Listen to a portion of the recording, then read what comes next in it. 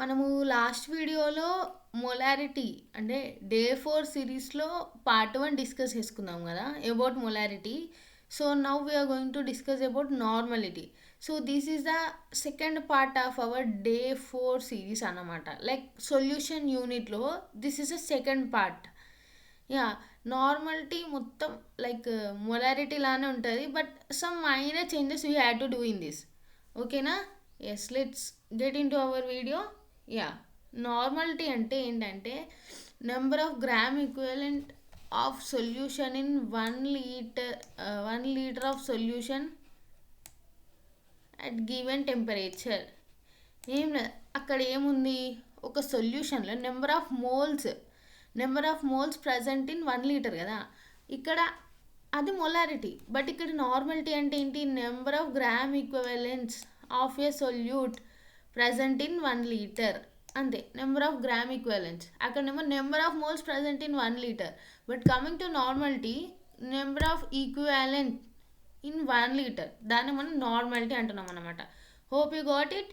Yes, will go to the formula. Yeah, this is capital N. Will denote normality as N and like molarity as capital M కదా. So మనకి same formula, but ఏంటంటే ఇక్కడ ఒకటి change అవుతుంది, అది నేను చెప్తాను. So capital N equals to small N by V in litres. So this is our main formula అన్నమాట. అండ్ సో మనం ఇక్కడ ఫార్ములాలో చూసుకుంటే where small N equals to number of gram equivalence. But మొలారిటీలో స్మాల్ ఎన్ అంటే ఏంటి, number of moles కదా. But ఇక్కడ నెంబర్ ఆఫ్ గ్రామ్ ఈక్వాలెంట్, అది ఒక్కటి గుర్తుపెట్టుకోండి అంతే. Where capital V equals to volume in litres of a solution. Same we same, but the thing is here మనకు where N equals to gram equivalence కదా. సో మనకు మొలారిటీలో డబ్ల్యూ బై జిఎండబ్ల్యూ ఉంది, అంటే gram molecular weight, nothing but mass. But here we're finding another thing, and that is N equals to W by GEW. సో ఇక్కడ ఇది ఒక్క చేంజ్ అయింది, గుర్తుపెట్టుకోండి. జిఎన్డబ్ల్యూ అక్కడ, జిఈడబ్ల్యూ ఇక్కడ. అక్కడ నెంబర్ ఆఫ్ మోల్స్, ఇక్కడ number of gram equivalence. So ఇక్కడ ఈ ఒక్క చేంజ్ అయితే ఒక్కటి గుర్తుపెట్టుకొని, there is not that much difference in this. Hope you got it. So నేను ఎందుకు ఇలా కంపేర్ చేసుకుంటూ చెప్తున్నానంటే, it will be more easy if you compare like that, అలా అన్నమాట. అది నా పాయింట్ ఆఫ్ వ్యూలో. ఇట్లా కంపేర్ చేసుకుంటూ చెప్తే ఈజీగా అర్థమవుతుంది. సో సో మనకి ఈ ఫార్ములాస్ అనేది వైల్ డూయింగ్ ద ప్రాబ్లమ్స్ చాలా ఇంపార్టెంట్ అనమాట. సో ఈ ఫార్ములాస్ గుర్తుపెట్టుకోండి. Capital N equals to N by V in litres is as it is formula. Where N comes to, ఇక్కడ ఈ అనేది వస్తుంది. And when we comes to like talk about normality, ఇక్కడ ఈ అనేది వస్తుంది. And where capital N equals to W by GW into V in litres, ఇది లీటర్స్లో. So but coming to the milli litres అయితే ఇక్కడ ఏం లేదు, ఒక 1000 పైన యాడ్ అవుతుంది అంతే. With 1000 ml equals to 1 litre, అది రాసుకోండి సైడ్కి. అండ్ మనము డైల్యూషన్ అంటే ద పర్సంటేజ్ ఆఫ్ సాల్వెంట్ అనేది ఎక్కువ ఉండాలి, సొల్యూట్ అనేది తక్కువ ఉండాలి. దాన్ని మనం డైల్యూట్ సొల్యూషన్ అని అంటాం కదా. సో దాని రిలేషన్ అలాంటి క్వశ్చన్ వచ్చినప్పుడు N1V1 equals to N2V2, where N1V1 equals to final normality volume of final solution, and initial solution, and N2V2 equals to normality volume of a final solution అనమాట. N1V1 అంటే initial solution of a dilute. So N2V2 అంటే final solution అనమాట, final stage అనమాట. So మనం ఒక particular సొల్యూషన్లో ఎంత volume of water ఎంత యాడ్ అయినాయి అనే ఎట్లా క్యాలిక్యులేట్ చేస్తామంటే V2 మైనస్ V1, ఇది మిల్లీ లీటర్స్లో గుర్తుపెట్టుకోండి. మిల్లీ లీటర్స్ కన్ఫ్యూజ్ కావద్దు. ఇది మిల్లీ లీటర్స్లో V2 మైనస్ V1 అని అంటాము. అండ్ మిక్స్డ్ సొల్యూషన్కి మనము అంటే మిక్స్డ్ సొల్యూషన్ అని మనకు క్వశ్చన్లో ఇస్తాడు.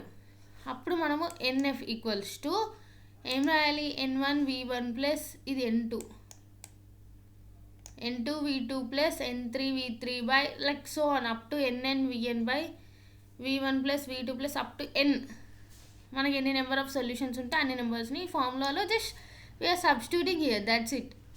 అది ఒకవేళ మనకి ఆ క్వశ్చన్లో పర్సంటేజ్ ఫార్ములా ఇచ్చిండు అనుకోండి, 10% of volume is added to this amount అట్లా ఇచ్చిండు అనుకోండి.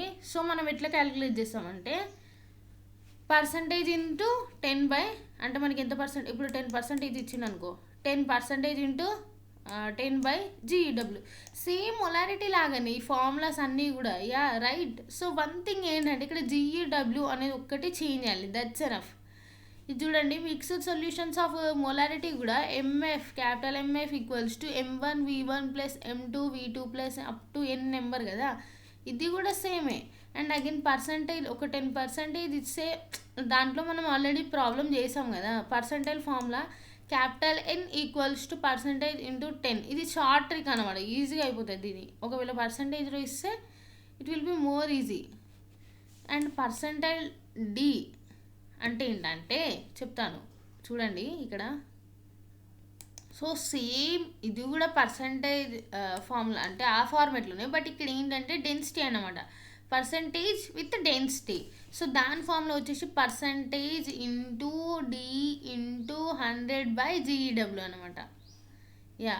సో ఇక్కడ మనకు టెంపరేచర్ ఫ్యాక్టర్స్ చూసుకుంటే యాక్చువల్గా మనకు టెంపరేచర్ ఇంక్రీజ్ అయింది అనుకోండి, నేను ఏం చెప్పాను, మొలారిటీ కూడా ఇంక్రీజ్ అవుతుంది అని చెప్పాను. No, there is a inversely proportional relationship కదా. సో టెంపరేచర్ ఇంక్రీజ్ అయితే ఏమవుతుంది, మొలారిటీ డిక్రీజ్ అవుతుంది అని చెప్పిన. సో మొలారిటీ లాగానే నార్మాలిటీ ఒక టైప్ కదా. So normality also decreases similarly. And if temperature rises the volume rises. Same thing, ఈ పాయింట్ అనేది సేమ్, బట్ ఇక్కడ నార్మాలిటీ ఎక్కువ యాడ్ అయింది ఆ పాయింట్లో అంతే. Temperature increases, normality and molarity decreases, whereas temperature decreases and these both are rises. ఏం లేదు, ఇక్కడ ఇన్వర్స్ రిలేషన్ అనేది ఫామ్ అవుతుంది అనమాట.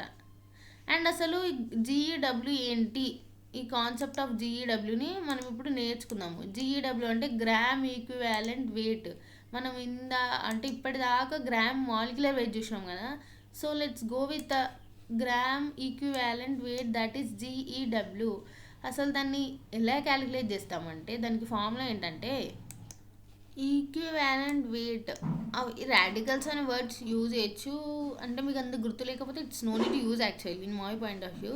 ఈక్వివాలెంట్ వెయిట్ని మనం ఎలా క్యాలిక్యులేట్ చేస్తామంటే molecular weight by number of charges.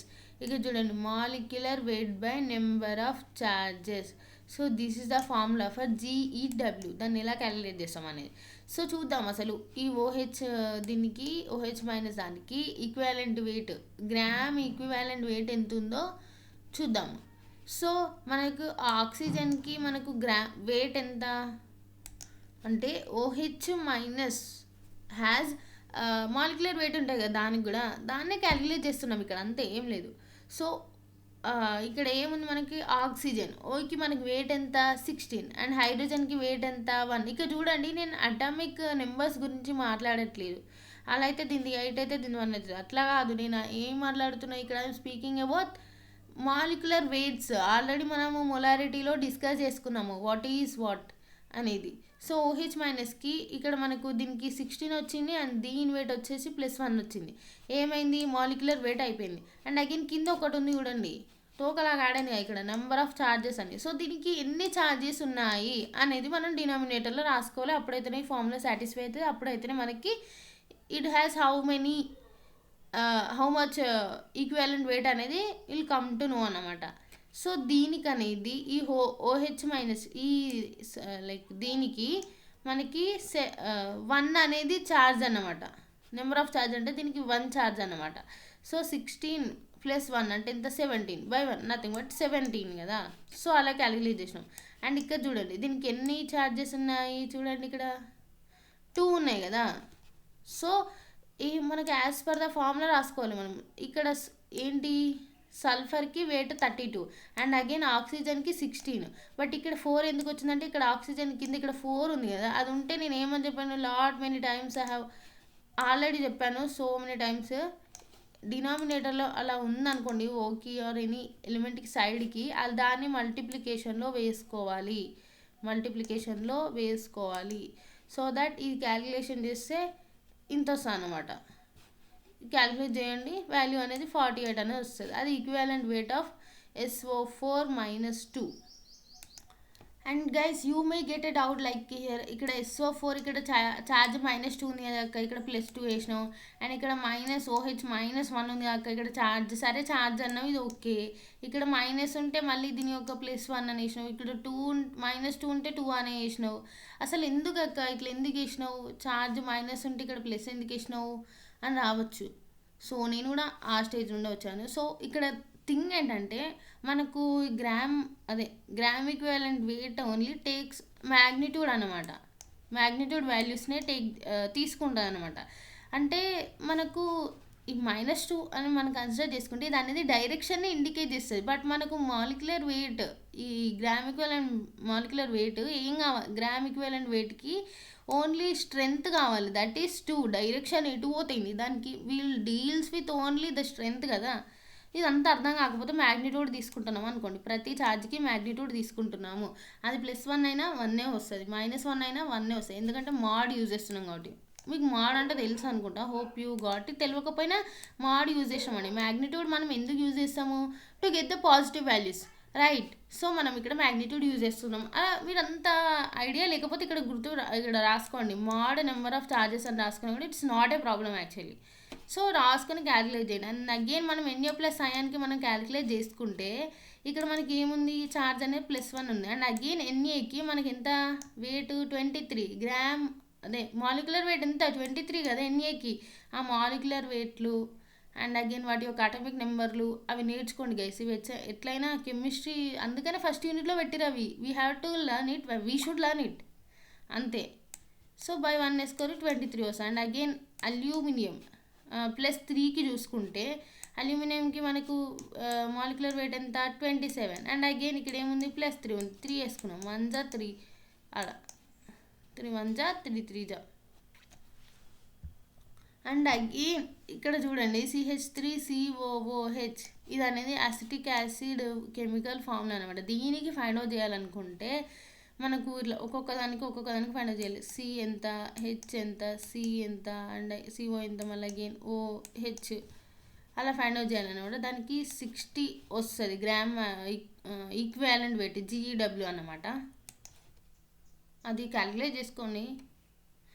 Yeah go for అది. ఓకే అక్క చెప్పావు, బట్ అదేంటి ఈక్వాలెంట్ వెయిట్ మనం ఒక పర్టికులర్ అయాన్కి కదా. సో ఆ అయాన్ అనేది, ఆ ఛార్జ్ అనేది యాసిడ్ అయిందనుకోండి, అక్కడ ఛార్జ్ ప్లేస్లో మనకు బేసిసిటీ వస్తుంది అన్నమాట. అంటే ఇది equivalent weight of A acid.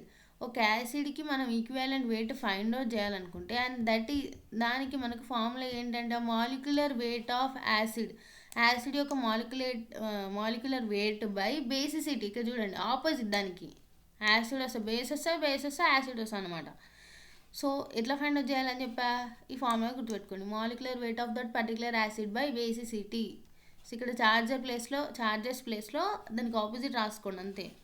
So ఇక్కడ చూడండి బేసిసిటీ అంటే number of replaceable H ions, number of replaceable H, ఇక్కడ చూసుకోండి H అన్నమాట, ఇది హైడ్రోజన్. సో ఇవి మనం ఇప్పుడు HClకి ఎలా ఫైండ్ అవుట్ చేస్తామో చూడండి గైస్.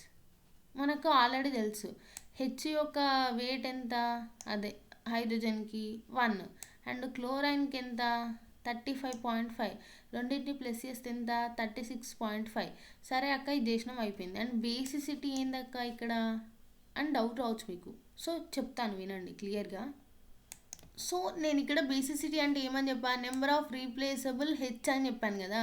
హెచ్ అంటే ఇక్కడ చూడండి రీప్లేసబుల్ అంటే ఈ HClలో మనకి, వెయిట్ గైస్, ఈ HCl మనకి ఇచ్చాడు కదా. సో ఈ HClలో ఎన్ని రీప్లేసబుల్ H ఉంది, ఓన్లీ 1 కదా. ఇక్కడ ఒకటే H ఉంది కదా, ఇక్కడ 1 వేసుకున్నాం. And I can move to the another 1, and that is దీనికి ఈక్వలెంట్ వెయిట్ని ఫైండ్ అవుట్ చేయాలి, H2SO4. ఇక్కడ చూడండి మనకు ఆల్రెడీ తెలుసు 2, దీని గ్రామ్ మాలిక్యులర్ వెయిట్ ఎట్లా ఫైండ్ అవుట్ చేయాలి, 2 × 1. అండ్ సల్ఫర్కి ఎంతనో వేసుకోండి, ఎంత 32. అండ్ ఆక్సిజన్కి ఎంత 16, 4 × 16 వేసుకోండి, 92 వస్తుంది. అండ్ అగైన్ ఇక్కడ మనకి ఇక్కడ చూడండి H2ని చూడండి, బేసిసిటీ అంటే నెంబర్ ఆఫ్ రీప్లేసబుల్ H అన్నమాట. హైడ్రోజన్ ఎన్ని ఉన్నాయి, 2 హైడ్రోజన్స్ ఉన్నాయి, బై 2 వేసుకుందాం, 1 × ఇది చూడండి మనకు 49 వచ్చింది అనమాట ఆన్సర్. లైక్ దట్ బేసిసిటీ ప్లేస్లో ఏం వేసుకోవాలని మీకు డౌట్ వస్తే ఇక్కడ number of replaceable ions H అన్నమాట, లైక్ హైడ్రోజన్. అండ్ ఈ HNO3కి క్యాలిక్యులేట్ చేసుకున్నాం అనుకోండి, హెచ్ అంటే ఎంత మనకి 1. అండ్ అగైన్ ఇక్కడ నైట్రోజన్ అంటే ఎంత, నైట్రోజన్కి మనకి వెయిట్ ఎంత 14. అండ్ ఆక్సిజన్ అంటే ఎంత 16. ఇక్కడ ఏమని ఉంది 3 ఉంటే ఏమని చెప్పినా మల్టిప్లికేషన్లో వేసుకోవాలని చెప్పిన. ఇక్కడ నెంబర్ ఆఫ్ రీప్లేసబుల్ హెచ్ ఎంత ఉంది 1 ఉంది. అండ్ అగైన్ ఇట్లా వేసుకోండి ఆన్సర్ వస్తుంది. Like that only. ఇంతకుముందు మనము అసలు వస్తా అని చెప్పినాం కదా, బట్ అది అనేది CH3COOH అనేది అసిటిక్ యాసిడ్ కదా, దానికి ఎలా క్యాలిక్యులేట్ చేయాలనేది ఇప్పుడు చెప్తాను ప్రాసెస్, గుర్తుపెట్టుకోండి. ఇది అనేది యాసిడ్. ఫస్ట్ మీకు ఒకటి ఇస్తే అది యాసిడా బేసా అని తెలియాలి. సో మినిమం అనేది చదువు రావాలి. సో అందుకనే చదువుకోరని చెప్తున్నా. ఇది అనేది యాసిటిక్ యాసిడ్ అనమాట. సో మనము ఈ సికి ఎంత 12. అండ్ అగైన్ హెచ్కి ఎంత 3 ఇంటూ హెచ్ ఉంది, అందుకనే ఏం చేయాలి మల్టిప్లికేషన్లో వేసుకోవాలి. అండ్ అగైన్ సి ఉంది ఎంత 12. అండ్ అగైన్ ఓ ఉంది అంటే 16 హెచ్ అంటే 1. సో ఇవన్నీ ప్లస్ ఏరి బై ఇక్కడ నెంబర్ ఆఫ్ రీప్లేసబుల్ హెచ్ ఎంత ఉంది ఇక్కడ చూడండి. దీనికి ఇక్కడ ఒకసారి హెచ్ ఇక్కడ 3 ఉంది అండ్ ఇక్కడ 1 ఉంది. ఇక్కడ ఏం వేసుకోవాలక్క అని మీరు అడగొచ్చు. చూడండి గైస్, సో ఇక్కడ దీనికి ఒక పెద్ద ప్రాసెస్ ఉందన్నమాట. లైక్ CH3 అనేది సింగిల్ బాండ్ ఫామ్ అవుతుంది. అండ్ అలాగే ఆక్సిజన్ అనేది డబుల్ బాండ్, అంటే హైడ్రోజన్స్ అనేది CH3కి 3 ఉంటాయి అన్నమాట. So they are attached with carbon. And again they do not ionize కావు అవి, మళ్ళీ కోవాలెంట్ బాండ్ ఉంటుంది. అండ్ మళ్ళీ H+ లాగానే అవుతుంది.